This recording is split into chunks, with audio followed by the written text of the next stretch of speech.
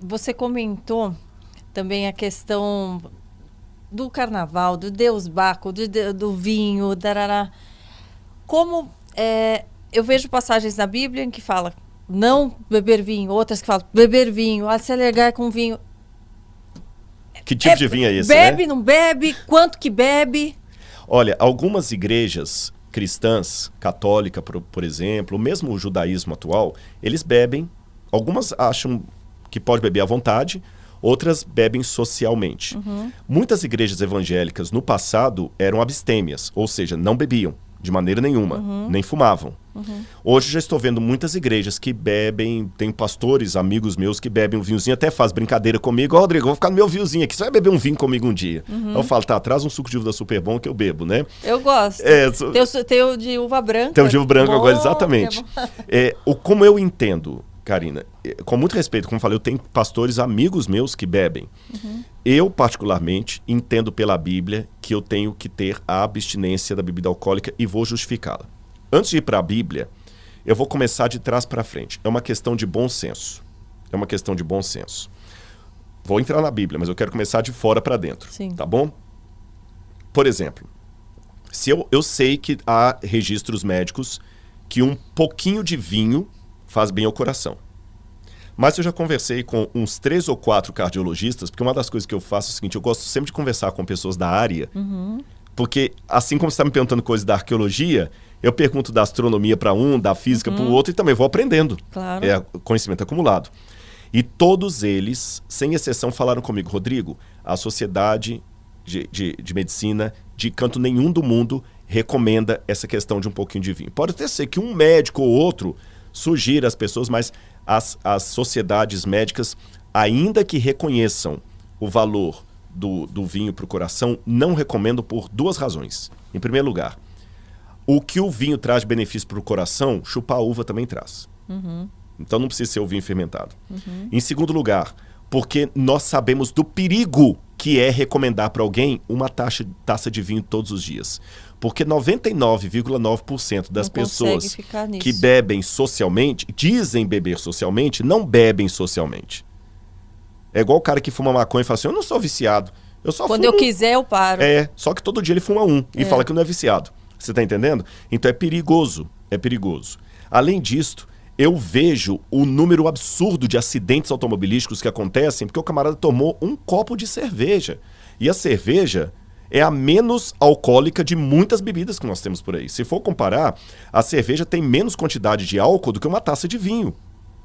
Você está entendendo? E mesmo com as regras vamos pegar o Uber, porque a gente vai pra balada, tem essas coisas todas aí. Quantas vezes a gente tá aí, e desculpe-me, eu não quero amanhã ter a desdita de perder a minha esposa porque um inconsequente bêbado saiu e matou a minha esposa que estava num ponto de um ônibus. Você tá entendendo? Então, olha, só isso pra mim já é um motivo suficiente para eu nem precisar abrir Bíblia. Então, querer justificar uma coisa que vai me fazer perder a minha consciência. Veja bem, eu vou dar para você agora uma pílula que você vai desmaiar, um boa noite Cinderela. Aí eu vou poder entrar na sua casa, fazer o que eu quiser com você, pegar qualquer coisa e sair. Você fala, não vou querer essa pílula nunca. Mas bebida eu aceito. A bebida faz isso, ela tira a sua consciência. Ah, mas eu preciso da bebida para poder ficar alegre e comemorar. Então, parabéns para você nessa data querida. Eu não preciso de bebida para ficar alegre, eu já tenho uma vida de prazer em Cristo.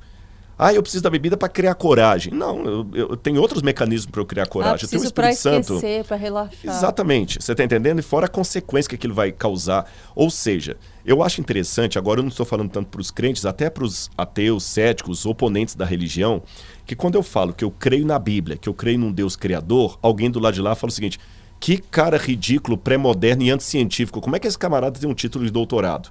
Mas ele fala isso com uma taça de vinho na mão, com uma infinidade de artigos indexados, científicos, falando dos malefícios da bebida alcoólica para o corpo, da cirrose, a hepatite crônica e um monte de outros problemas.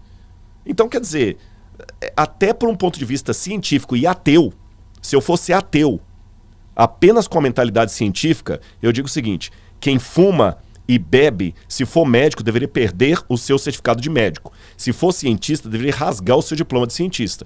Porque como é que alguém com mentalidade científica, com tantos estudos médicos, provando, não é questão de fé, eu estou sendo aqui bem intelectual. Com tantos estudos claros, uma pessoa que se diz racional, continuar bebendo e fumando com tanta coisa da ciência, desculpe-me, você não está muito diferente daquele curandeiro que está com raiz lá ensinando uma coisa que não tem nada a ver. Olha, eu não vou usar uma palavra aqui para não derrubarem a nossa conversa nas redes sociais, mas todo mundo vai entender do que eu estou falando. Recentemente, diante dessa crise que o mundo apresentou, um dos grandes medos dos temas da fake news eram discursos ou falas que eram anticientíficas e até ditas negacionistas. Lembra? Ok, concordo que a gente tem que evitar falar de coisas que a ciência não está endossando. Mas a ciência não endossa o beber nem o fumar. Pelo contrário, o número de estudos mostrando que isso faz mal é muito grande. Sim. Então é uma questão para mim de coerência até com o meu corpo. Sim. Agora, disso eu posso passar para a Bíblia. Eu sei que a Bíblia fala do vinho, mas a gente tem que levar em consideração o contexto. No hebraico, você tem algumas palavras para vinho. Você tem a palavra sícara, que significa bebida forte. Você tem a palavra aim, que é vinho no sentido geral. Você tem a palavra tirosh, que é o vinho não fermentado.